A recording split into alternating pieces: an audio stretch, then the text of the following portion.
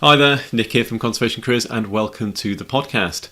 Now, how can campaigning lead to transformative leadership in conservation? And what role do cross-sector partnerships play in scaling biodiversity impact? Well, today's guest is Tony Juniper, Chair of Natural England and one of the UK's most prominent voices in nature conservation. He's been described as the most effective of Britain's eco-warriors and also one of the top 10 environmental figures from the last 30 years. From his early days at Friends of the Earth to advising global leaders and now steering Natural England, Tony shares insights from a fascinating career dedicated to protecting our natural world. In this episode, we explore Tony's journey from campaigning to governance, the critical role of partnerships in delivering conservation at scale, and what's needed to reverse biodiversity decline within the UK and beyond. Tony also shares his perspective on skills needed in modern conservation careers and why practicality is key to making a lasting impact. It's a thought-provoking, inspiring and solutions-focused podcast. Enjoy.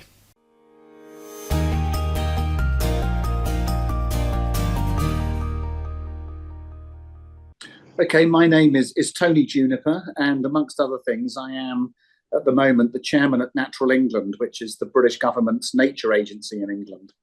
Wonderful. Tony, thank you for doing the podcast. Thank you for sharing your very precious time with us today. I really appreciate Pleasure. it. Let's start with Natural England. You've given us like a quick bite-sized piece as to what it is. Can you explain in a bit more detail? Like, what is Natural England? I think particularly, like, what is the role of Natural England in wildlife conservation? So Natural England is quite a complicated organisation that's evolved over a very long time, and indeed, the ancestor organisation, if you wanted to call it that, was the Nature Conservancy, which was set up in the wake of the 1949 Act of Parliament on national parks and access to the countryside. And our job is to really look after nature in England, and indeed our statutory purpose set out in the 2006 Act of Parliament, which created Natural England, says our role is to conserve and enhance the natural environment in England, and lots of details behind all of that. But we have a complicated role that combines being a regulator, and so that is implementing the law in relation to the declaration and protection of sites of special scientific interest and national nature reserves, for example. We are a delivery body, which means we help with the translation of government policies on the ground, and that includes, for example, helping to advise on agri-environment schemes whereby public money is paid to farmers to do things that will help wildlife. And we are a convener of partnerships, and so we work in the landscape to bring different people together, local authorities, other statutory agencies, conservation organisations, to work to achieve bigger outcomes than anyone could do on their own. And we're also an advisor for government on policies, including, for example, changes to planning laws that are being drafted at the moment, whereby we can help government in thinking through how you can achieve nature recovery objectives at the same time as meeting housing targets. Mm-hmm. And all of that, the delivery, the advisory, the convening and the regulatory roles are all underpinned by a very strong science and evidence function that we have in the organisation. We have about 500 people who are professional ecologists of one kind or another who can help inform all of that other work. So it is quite a breadth of activity we cover. But then again, the job is quite big, because if you look at the state of nature in England, it's not where we'd like it to be. And we need to do a lot of work at multiple levels if we're going to achieve the targets that are now set by government for nature recovery. Yeah, and that links, I think, perfectly actually to my next question, really, which is, how does an organisation like Natural England choose the priorities for the work ahead? Like, where do those priorities come from? There's a plethora of different things you could be doing. How do you choose what to double down on? The simple answer to that is, number one, what is required by law. Yeah. So, for example, it says in statute that where an area of land is, in our opinion, of special scientific interest, we need to declare it as a site of special scientific interest. Mm-hmm. And that's a legal duty, alongside others we have in administering wildlife licensing regimes, and, for example, in relation to the planning process, And so we have to prioritize those because we have a legal responsibility to do those things.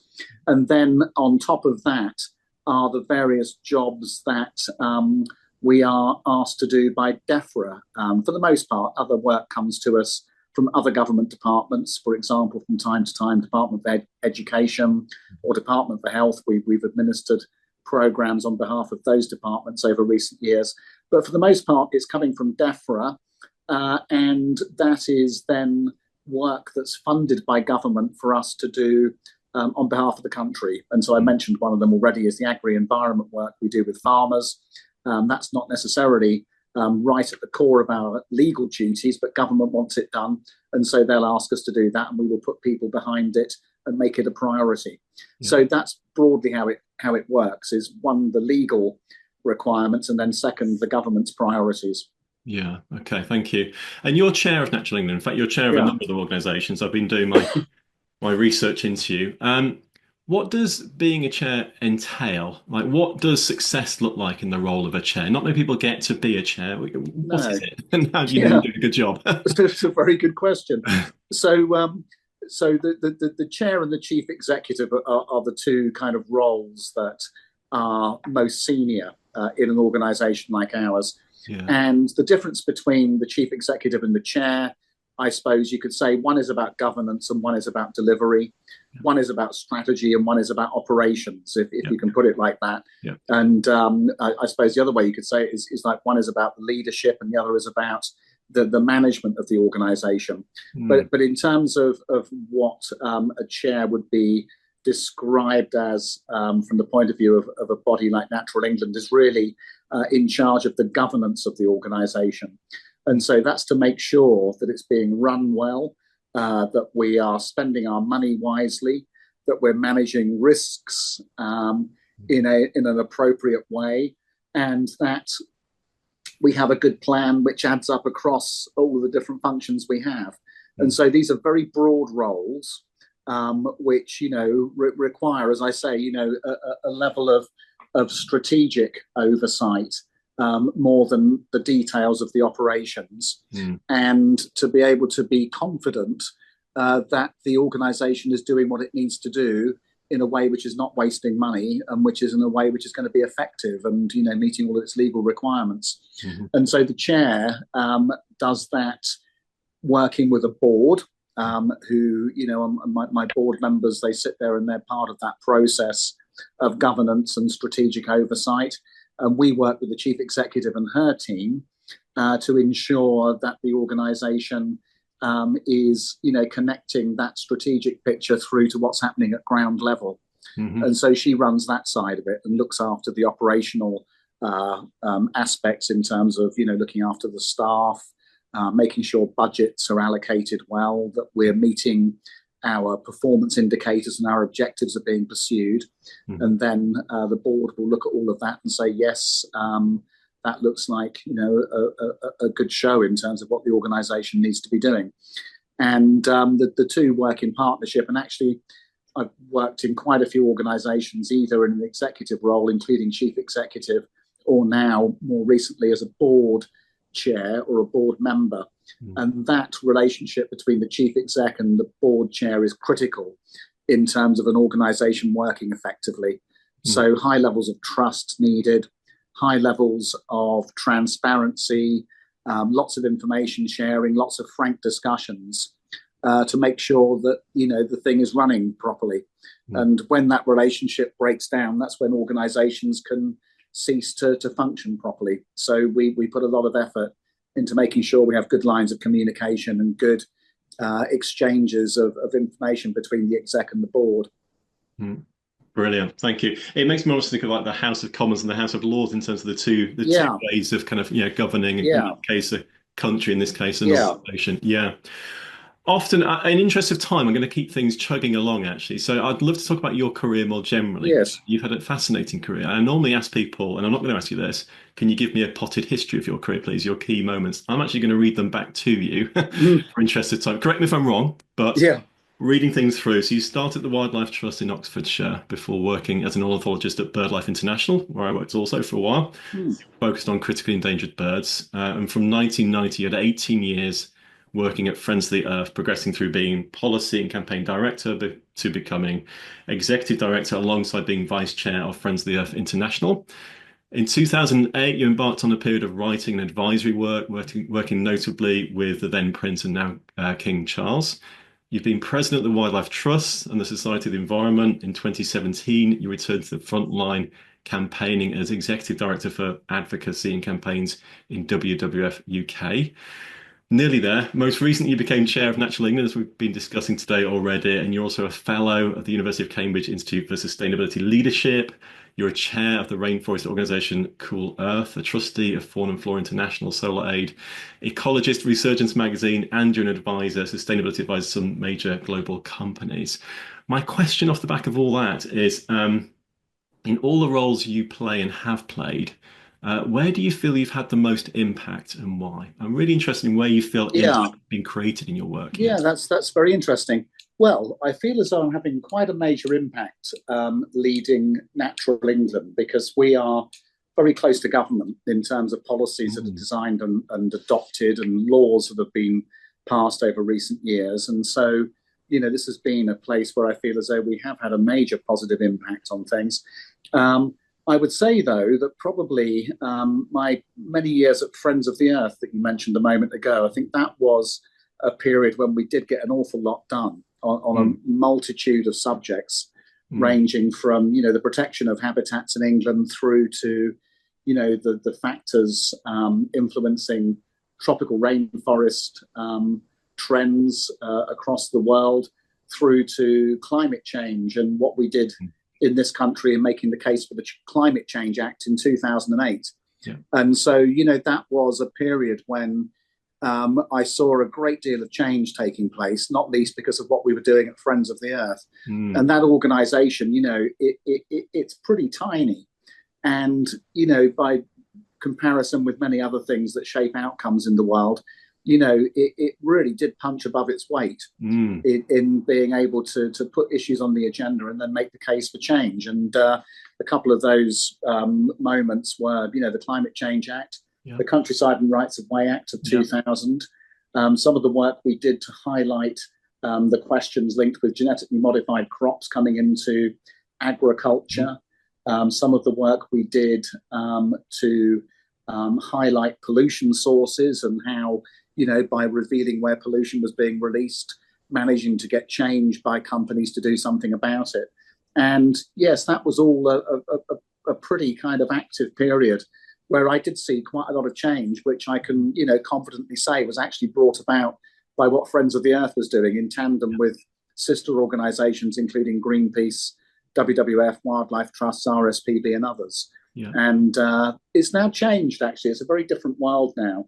And there are many reasons why it's different. But I think a couple of things that shaped the success of Friends of the Earth back in those days was the relative lack of fragmentation in terms of communications, because there was much more reliance on a relatively small number of mainstream media organisations who conveyed a lot of what people knew about environmental issues, where now it's literally fragmented across thousands of platforms, and therefore, it's more difficult for a wide body of people to have a similar view about what's going on. So that fragmentation of media was definitely a change.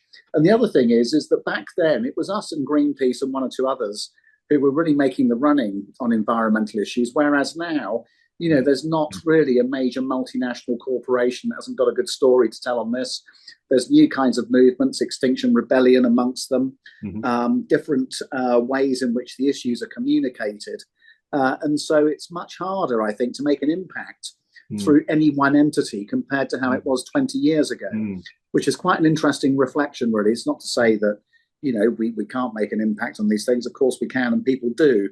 But I think just looking back at how things were then, it was a different and in some ways easier place from which to, get some traction on subjects which are now pretty mainstream, actually. That's really interesting, actually. I was going to ask you, actually, if you could break down the secrets of a successful campaign. Obviously, I've looked at It was called the Big Ask, wasn't it, in front of the Earth, Yeah, which then led yeah, to the Climate Change Act 2008. You've already referenced things have yeah, changed. But if you were to start a new campaign today, or you were to advise someone else who's yeah, seeking to create a new campaign to really make a difference on a big issue like greenhouse yeah. gases was, what are the ingredients or what's the process, the steps, the Okay. players? Yeah, break it down, please. Well, yeah, there's basically three stages. Yeah. So one is to do the work to make the case. So this is the technical work. And the big ask is a good example of this is, why do we need a climate change act? What's the evidence? Hmm. And so then, you have a variety of sources from the British Met Office through to the Intergovernmental Panel on Climate Change confirming that we have a major challenge on our hands and that it's got an evidence base that describes the challenge and the consequences of not being able to deal with it. Hmm. And so then that's your evidence base, if you will. And Hmm. then there's a piece which is about the communications of that evidence, which is different to the evidence itself. Hmm. And so, what you find in a paper in Nature or Science is different to what will need to appear in the 10 o'clock news in terms of connecting to the public. So translating the science into plain English in the way that people will pay attention and, more importantly, care Hmm. about the information they're receiving. And then the third phase, having raised awareness and hopefully built support around the proposals that came from that first round of scientific investigation, you then convert the science and the communications into a proposal to do something. Yeah. And in that case, that was then the Climate Change Act. And that's when you need to find a political landing ground. Yeah. So actually, there's probably four phases there, aren't there? So it's Hmm. the kind of academic science evidence gathering piece. There's the piece which is about the socializing of that through communications. And then there's a piece about turning that into a mandate for a solution.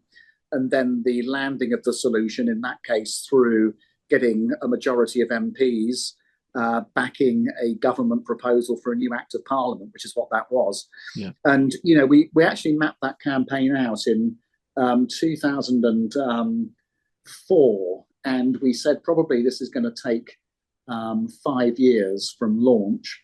And we launched it in 2005, and we had a victory in 3.5 years. And so that was quite quick compared to what we were expecting to be the case. And I think that was just really, in some ways, a reflection of the moment that we were in. This is where, the global issues were becoming much more visible to people, and Parliament was more interested. And the politics of it lined up very constructively for us in terms of there being a cross-party consensus with Conservative, Labour and Liberal Democrat MPs and spokespeople all saying something needs to be done. And so we seized a moment that was very ripe for that particular campaign. Mm. And so there was an element of luck involved as well. Mm. But I think, those stages I just set out are really the kind of the bones of what you might like to do. And there's a lot of detail in all of that in terms of how you would design a communications campaign, how you would structure a solution, and then how you would devise a campaign strategy to get politicians to back it. And the communications, I should say, of course, is about building. I did say already the public mandate, but that visible public backing is what needs to come off the back of the communication side to the point where people want to do something about it. I mean, the truth is that you can have as much science as you like, but we live in a political world. And the political world is all about priorities and choices. And getting your priority or choice, on climate change or biodiversity or pollution control, getting your priority adopted will rely on public opinion being with you. And so that's where the comms lays the grounds for that.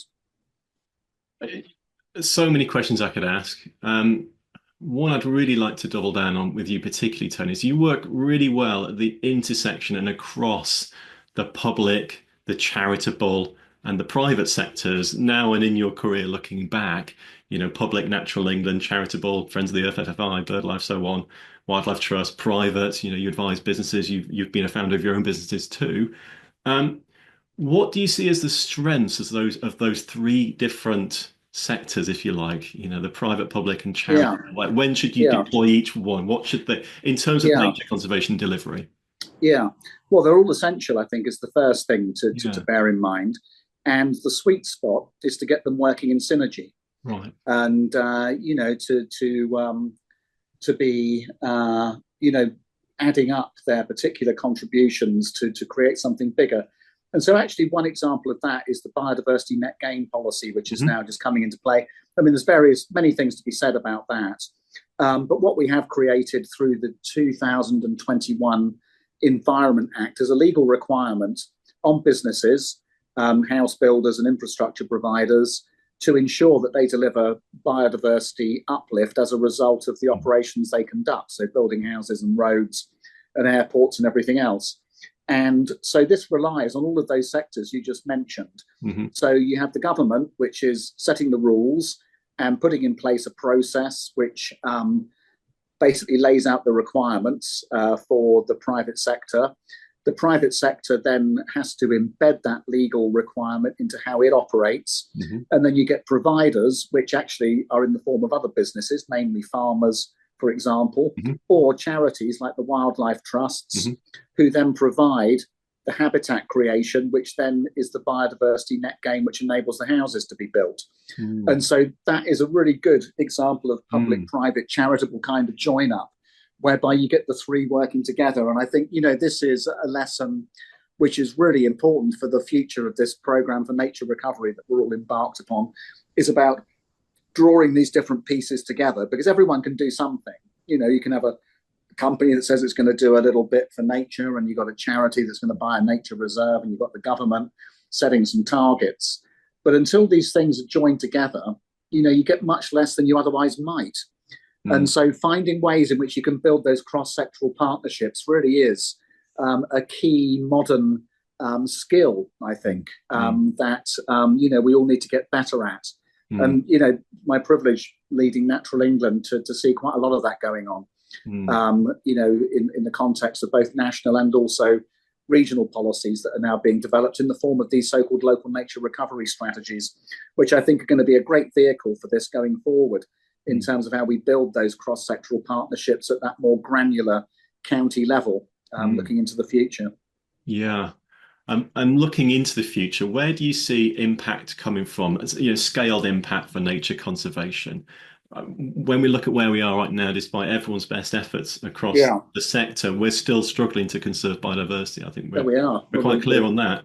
Yeah, What do we need to do more of or be better at? Like, what does the future look like if we're really going to turn? yeah. Well, I think there probably is still, going back to that point I made a moment ago about the structure of a campaign. So Mm. if you look at nature recovery as a campaign in a country like England, Yeah. I think we still are struggling a little bit with the evidence case, in the sense of, some people still not having appreciated why we need to do this. Yeah. And so there is quite a sense still in many places that, well, it would be nice to do, but it's a bit expensive and it's getting in the way of economic growth. Mm. Whereas if you look at the evidence that we've accumulated over quite a few years, you can see that if we don't conserve nature, it's going to be the economy in the end which is going to suffer, and indeed the health of society. Mm-hmm. And so I think we probably still need to be doing a bit of work to lay out why looking after nature is vital for our health, wealth, and security as a country. And actually, that's going to be the heart of Natural England's new strategy, is to be making that point, that we need to be growing nature for health, wealth, and security, not just because it's beautiful. It is beautiful, and we do need to conserve it for its own sake. But history tells us that's not enough in terms of making the case for the country more broadly. So I do think there's a bit of work still to be done in making that case. And then, having made that case, we're going to have to work more on the partnerships to be able to deliver this. And in some part, that's about bringing people together. In some part, it's going to be about policy as well. There's still more that needs to be done to join up different elements of how we plan what the country needs.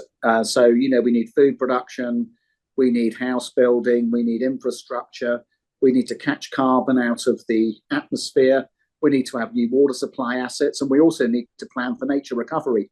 And a big question is about how we draw all these different things together in order that we can then start to understand where these partnerships are going to work best. And there is a plan for government to publish at some point, hopefully in the not too distant future, a land use framework, which hopefully can start to give us some sense of direction and make it a bit clearer for everyone about, what the priorities are for the use of land and indeed sea across the country going into the future. Because, at the moment, if you think about the way in which a lot of these issues are discussed, when it comes to land use, nature generally is squeezed out at every turn in terms of where we're going to build a high-speed railway, where we want to put a new town, where an airport is going to go. It's often, there's a balance to be struck is the way the conversation unfolds. And when you look at a balance, it's either this or that. And, you often find that the economic growth rises up and the nature recovery goes down. Yeah. And so having some kind of land use framework to give us a sense of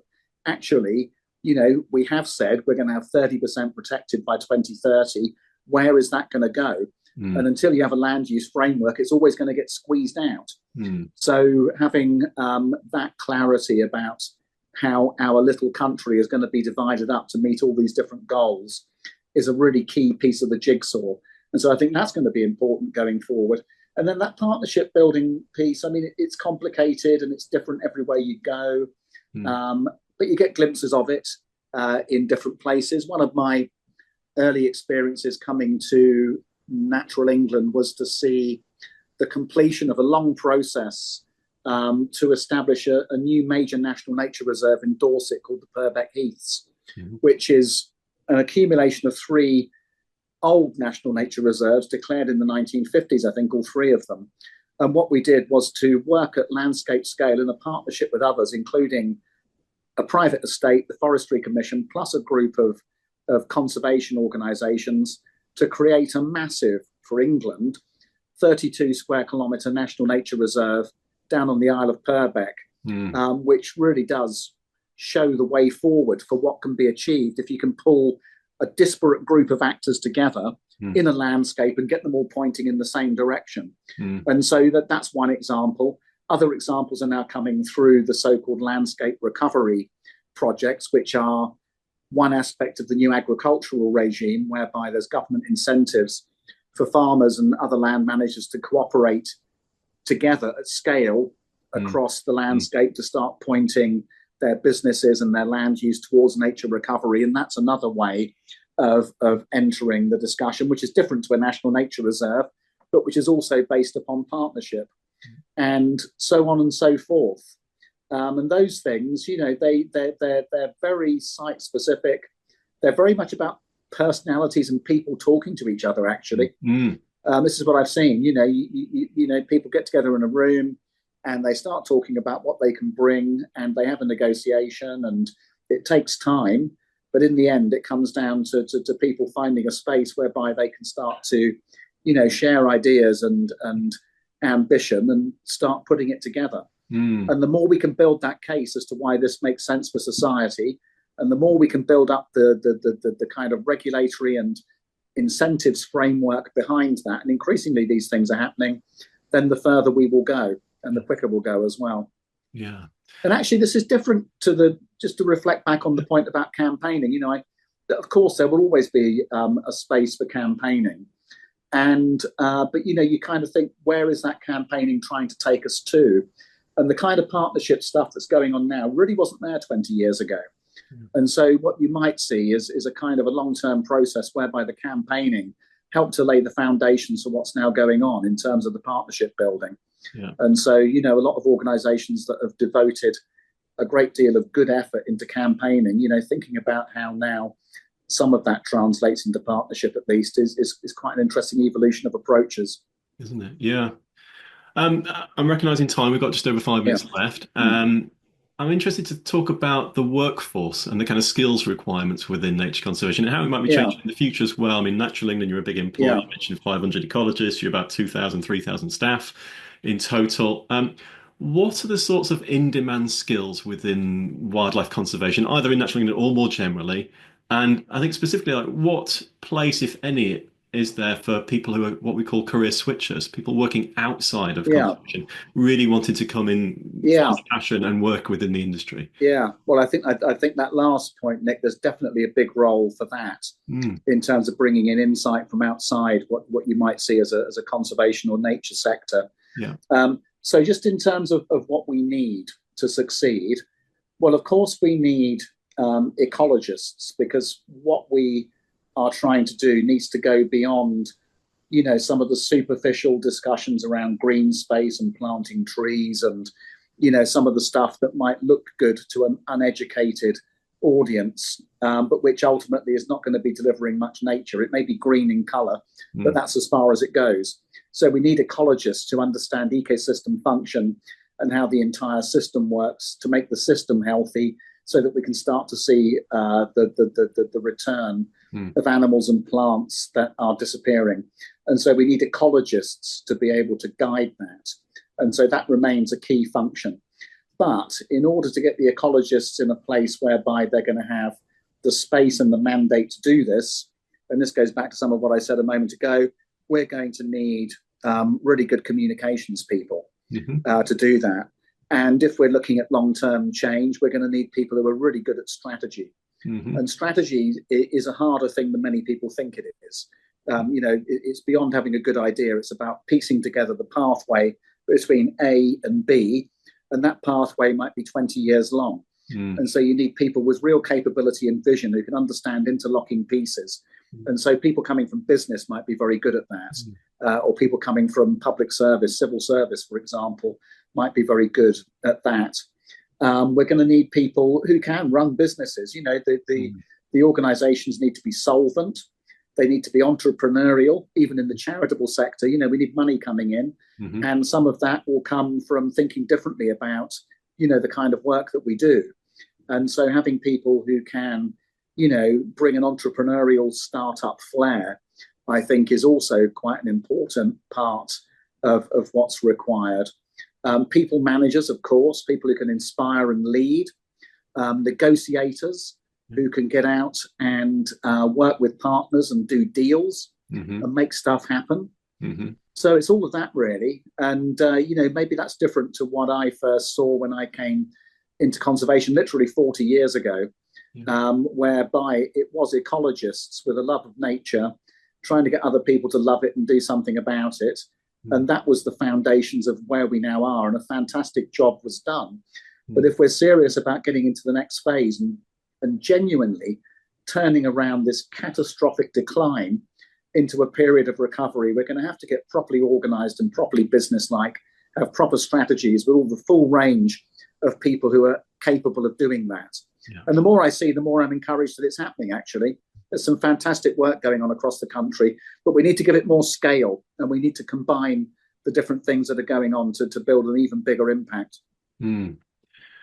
Are you, being really direct, are you optimistic for the future? And if so, where is that optimism coming from or not? I don't want to prejudge the answer. Do you know what? I've given up being optimistic, and I've given up being pessimistic. And now what I just try to be is practical and realistic. Because optimism, right, if you get carried away with optimism, you don't see how things are really not working. You kind of are driven along by some kind of blind hope that everything's going to be okay, and that's quite dangerous. If you look at all the data and quite reasonably take a pessimistic and rather doom-laden view, you're going to pack it in, and that's no good either. And so the sweet spot, I've decided, is to be highly practical, pragmatic and realistic, and to do as much as possible, as quickly as possible, and to take some sense of momentum from that, really. And that particular point of view, Nick, is born out of many years of being alternately optimistic and pessimistic, and it was quite exhausting. I think much better to be realistic and practical. Great, I love it. And on that note, thank you, Tony, for sharing your time with us. It's a real pleasure talking to you. Thanks for sharing your advice, and long may your amazing career continue. It's been fantastic to kind of watch.